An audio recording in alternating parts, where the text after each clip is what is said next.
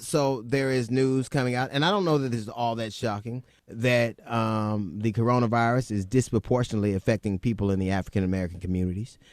It shouldn't be that shocking because I think Malcolm X once famously said that if America gets a cold, then black people get the flu. Almost everything happens exponentially worse for us. If the unemployment rate is 3.8%, it is double for black people.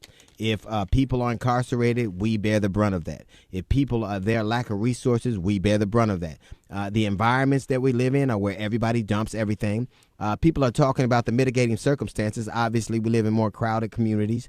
Obviously, our health has been compromised and environment. But one of the things that we have to make clear is society's part in that. It is hard to talk about a diet when your nearest your nearest grocery store is at an average of 17 miles away. And when it costs more to feed them, less to feed them garbage than it does to feed them wholesome food.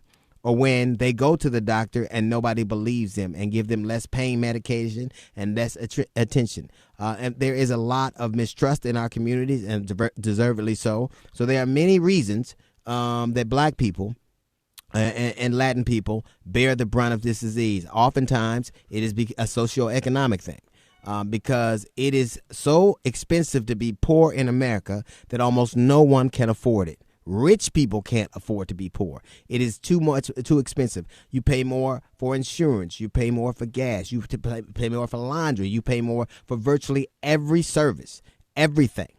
And so it is no surprise that when America is faced with a pandemic, it is exacerbated for black people.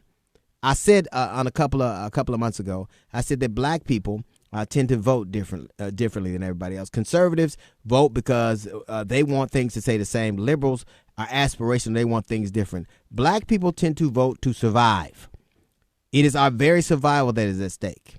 Now, do you remember when Donald Trump famously in Michigan, August 19th in Michigan, in front of an all-white audience, he famously told black people, you live in ghettos, your streets are full of crime. What do you have to lose? Well, right now, you've lost your employment. You've lost your way. You've lost loved ones. You have lost life as you knew it. Of course, no one has what they need.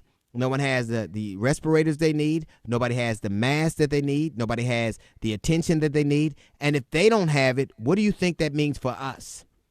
I read an article and it said what will happen when doctors have to decide who gets the respirators. You already know what will happen. What do you have to lose, Donald Trump says.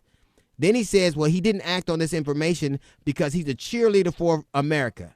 Well, give me a D, give me an A, give me an A, give me another D. You know what it spells? Dead, as in 13,000 Americans and counting.